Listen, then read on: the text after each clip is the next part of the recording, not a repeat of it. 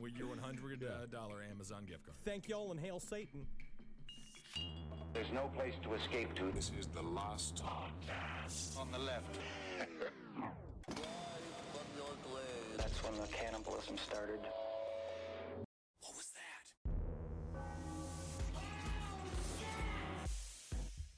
How was your night?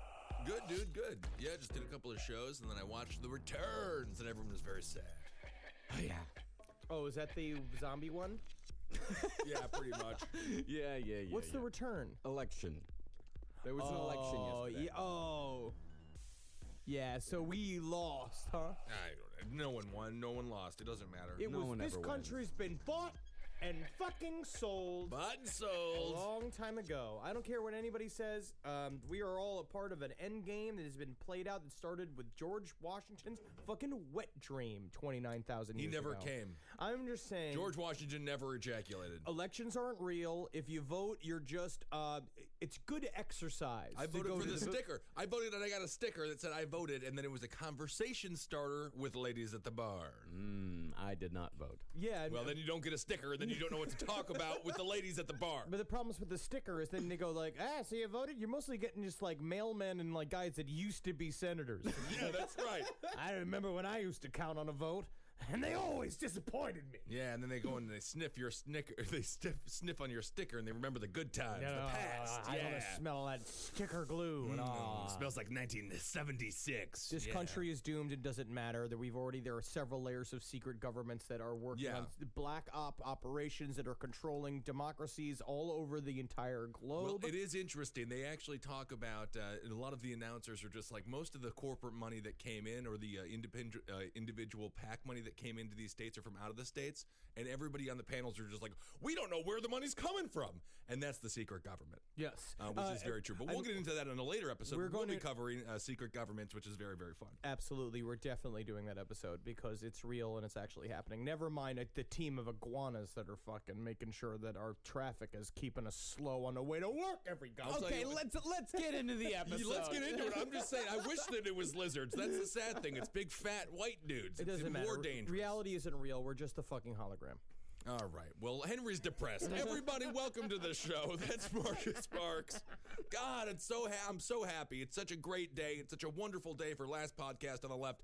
Finally, the wayward son has returned to New York City. Yeah. Thanks for coming back, Henry. The seat is somehow warm. Like the warmth never left it from my bottom. Yeah. It takes 4 months for a seat to cool after you sit on it, so you just got here in time. I feel very bad for the family that I'm subletting from because my balls have been on over every surface of that place. Because I forget that it's not my house, and so I walk out naked. I have these big bay windows. In Los Angeles. In Los Angeles. Right. I have these big bay windows that face out to like the front yard and this old man who lives next door. And so, but the thing is that I walk around naked 24/7, and sometimes I'll just sit on the kitchen counter eating cereal. I'm literally like, I'll put cereal in my lap naked, and I'll sit on the kitchen counter, and I'll look up, and I see an old man just staring at me. He's fiddling with his pocket like he's looking for change. But he's got no money. You know that for a fact. But no, yeah, I've been naked all over that house. I can't. I don't know what they're going to find. If there's a black light over there that detects poo smears. It's gonna be all right, let's move on to part 2. Charles Manson, another crack research job, Mr. Parks. Let's get into it. Thank you very much. So first of all, like, we're gonna kind of talk about. Well, you're gonna notice a lot of this. Again, what we talked about from the first podcast. It's Manson is no Jeffrey Dahmer. No, he is not. He's no John Wayne Gacy. Mm-mm. Manson is a career criminal that found himself in a series of circumstances outside of his control. We are not taking the Bugliosi stream of thought here that Charles Manson is a super evil mind manipulator. Right. We are saying maybe, just maybe, he loved the taste of bush hair. Yes, he did. And he loved the concept of living in the desert, but he couldn't handle it. No. But he also just kind of drugs and stuff. Things get dark when people have been taking drugs together for a long period of time. Just look at that Burning Man festival, day 3. Very sad. We're on day 2 right now. Well, I want to start with a quote from Charles Manson when he was talking about the kids that he was hanging out with. Because you got to remember, Charles Manson at this time, he was 33 years old. Right. And they're all like 16. He's been fucking nothing but 16-year-olds for about 7 months now. The oldest. And so it's changing his mind. Yeah, the oldest, 23, 24. Like, these are all kids. And he said, the deeper I became involved with these kids, the more I hated the world they came from, the more I hated the world that had driven them from their homes, the more I had come from, the more I began to like myself. I started believing I had some of the right answers in my head, but believe me, none of the answers that filled my head included murder. Believe him that. That's how obnoxious and stupid 16-year-olds are. It made Charles Manson feel superior and smart for the first time in his life. And he was just like, these kids are driving me nuts. Well, yeah, absolutely. I do the same monologue when I go through Tumblr comments. All right, so we're going to start this episode with something happy. We're going to start with the birth. We're going to start with the birth. Is it happy? Was the birth in a bus by any chance? Because then it's not a happy birth. The birth was in a condemned house in Topanga Canyon. It was Charlie Manson's second child, a little boy named Valentine Michael, nicknamed Pooh Bear. That's actually the exact name of somebody that was just born in Park Slope.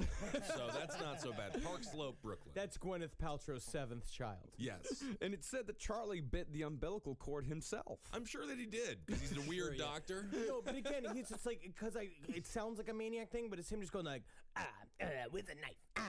Scissor. Oh, we lost all the scissors. Oh, in the scissor party. We had that scissor tossing party. That's All right. right, now where's it?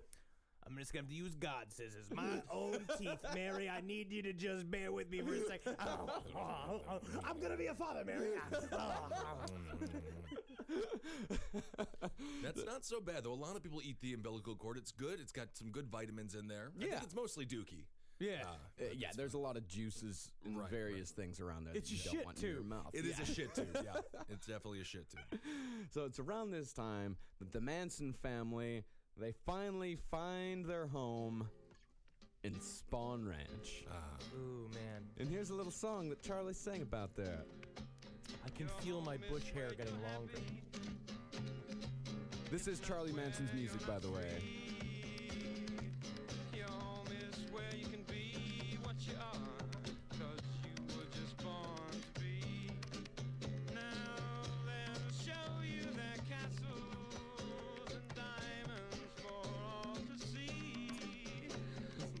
Sure. Never show you that peace of mind, 'cause they don't know how to be free. Play his other song, Satellite. This sounds just like Dave Matthews Band. It does. I was going to say the lyrics are reminiscent to a Gavin Rosdale's Bush. It really is. And that they make no fucking sense. I don't know. I'm going to go on record here, and I'm going to say that there are a lot of Charlie Manson songs that I like. Marcus has been listening to the album for the last 2 weeks. Yeah, Lie, The Love and Terror Cult. I've listened to it no less than 7 times over the last, week or so. He's got a good voice. He's got a real good voice. Some of his songs are, pretty catchy. It's not a whole lot different than what you're going to find in California in 1968. No, I mean, if you're tripping nuts on acid, you got this little wiry, weird dude singing that song around a campfire talking about death and murder every time he stops playing guitar. I mean, that's a hell of a night. Yeah, I'm going to start thinking about that all the time and just being like, you know what, Charlie?